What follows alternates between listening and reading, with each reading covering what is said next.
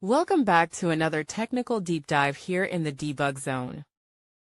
Today we're tackling a big question and breaking it down with insights from other users. Hopefully this clears up some misconceptions and helps you get the answer you need.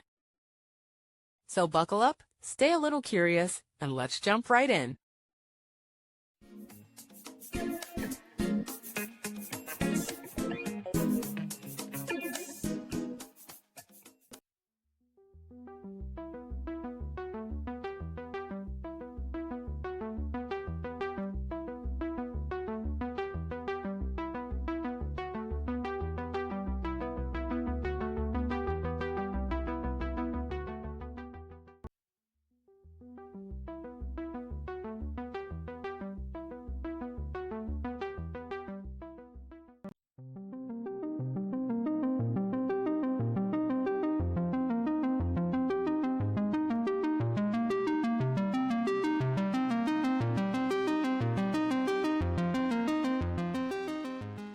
And that's a wrap.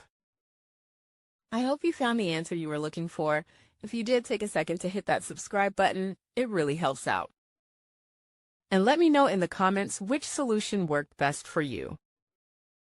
See you next time in the debug zone.